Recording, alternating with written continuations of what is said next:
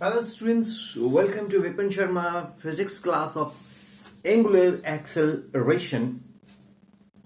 Students, in the earlier lecture you have gone through the concept of the angular velocity.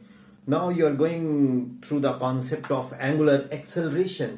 इससे पहले आपने angular velocity के बारे में जाना था, अब आप angular acceleration के बारे में समझेंगे कुछ.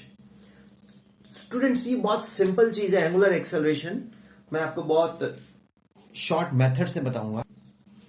स्टूडेंट्स, जो physical quantity linear acceleration describe करती है, तो सर्कुलर मोशन में वही physical quantity angular acceleration describe करती है. ठीक है. अब एवरेज एंगुलर एक्सेलरेशन क्या है? पहले मैं आपको एंगुलर एक्सेलरेशन बताता हूं. इसको हम लोग अल्फा से रिप्रेजेंट करते हैं. हमारे जितने भी नोटेशंस हैं फिजिक्स के अंदर वो हैं सारे ग्रीक. अल्फा, बीटा, गैमा, ईटा, थीटा, पाई, साई, ओमेगा, कर्ली, टाउ, जाई, काई, जीटा, ईटा एक्सेट्रा. आप कभी नोएडा जाइए, दिल्ली एनसीआर में, तो वहां पर आपको सेक्टर ही मिलेंगे. अल्फा, बीटा, गैमा, ईटा, जेटा, राइट, काई. वो हाँ जी सर, वो बहुत अच्छा लगता मुझे जब हमारे फिजिक्स के अंदर ग्रीक लेटर्स से अल्फा, बीटा, गैमा, ईटा से वो उसको रिप्रेजेंट करते हो. एक अजीब सी फीलिंग आती है उस सिटी में जाके कि हाँ यार, अब किसी मतलब ऐसे लगता है जैसे किसी पढ़े लिखों के शहर में आ गए. Alpha sector, beta sector, gamma sector, zeta sector, eta sector, right. Anyway, बड़ा अच्छा लगता है मेरे को. तो मेरे लेक्चर रहते हैं कई बार वहाँ बहुत सारी जगह पे, तो आई यूज टू विजिट. तो P1, T1, P2, T2 एक पार्टिकल है, वो सर्कुलर मोशन में घूम रहा है, और जब वो P1 पे पहुंचता है तो उसका एंगुलर वेलोसिटी ओमेगा 1 है, और जब P2 टाइम T2 पे पहुंचता है तो एंगुलर वेलोसिटी ओमेगा 2 है. तो what is the angular velocity in time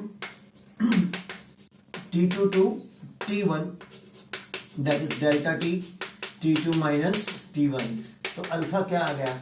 delta omega upon delta T. Simple. Angular acceleration is angular velocity per unit time taken. Angular velocity per unit time taken. That is delta omega upon delta T.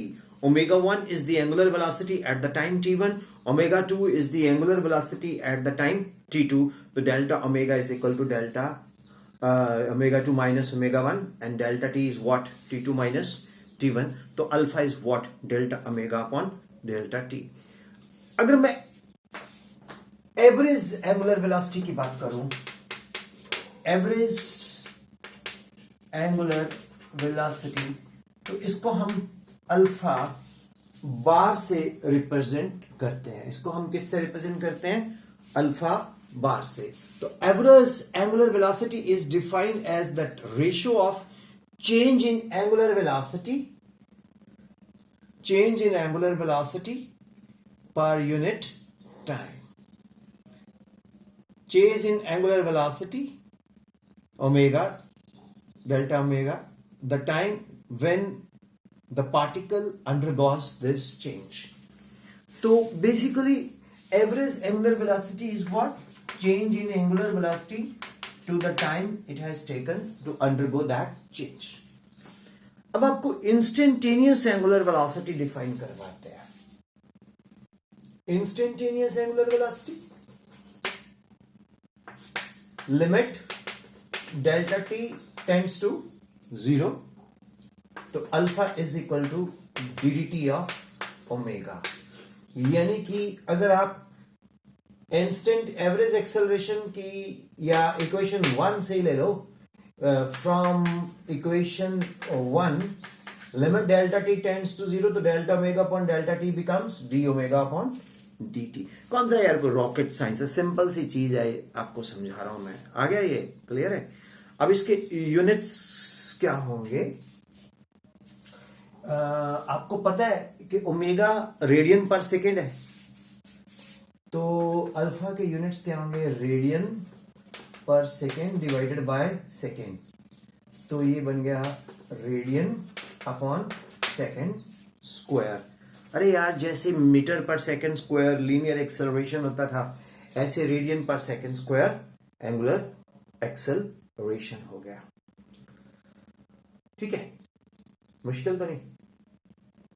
मेरे को तो नहीं, इतना तो simple है यार। इसको भी अगर आप मुश्किल बोलोगे तो कमाल करते हो।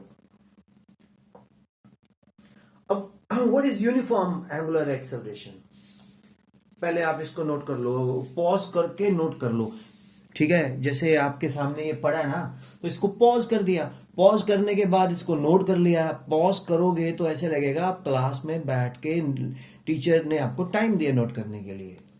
यार नोट्स बनाओ, नोट्स बहुत जरूरी हैं। हर वक्त आप वीडियोस अपनी जगह है, चलो वो तो अरे सोने पे सुहागा है, नोट्स जरूर बनाओ, अपने हाथ से नोट करो। अब देखो पॉज हटा तो आपको क्या दिखना शुरू हो गया? यूनिफॉर्म एंगुलर एक्सेलरेशन का डेफिनेशन। मैंने क्या किया? पॉज कर दिया, टाइम बचाया, जितनी देर में आपने नोट किया मैंने बोर्ड पे एंगुलर एक्सेलरेशन का डेफिनेशन लिख दिया। ठीक है, अरे ये उन लोगों के लिए जो यूट्यूब देख रहे हैं, आप तो क्लास में हो। गुल्लू गुल्लू तू नोट नहीं करता, इट्स वेरी बैड।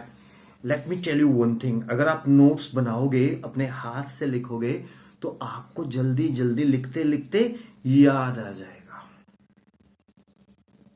यस, लिखते लिखते याद आ जाएगा। नोट्स जरूर बनाओ। जिनके मम्मी पापा ये मेरे लेक्चर्स देखते हैं वो कमेंट बॉक्स में जरूर लिखना, सर क्या मैं गलत बोल रहा हूँ? ये बच्चे मानते ही नहीं है आजकल के, ये सोचते हैं कि सब कुछ ही बस आपके टैब और मोबाइल और लैपटॉप या सिस्टम में पड़ा है। ठीक है, अरे भैया वो अलग है अपनी जगह है, लेकिन अपने नोट्स बनाने बड़े जरूरी हैं। विपिन शर्मा फिजिक्स चैनल से आप कंप्लीट नोट्स बना सकते हो बाबू मिशाई।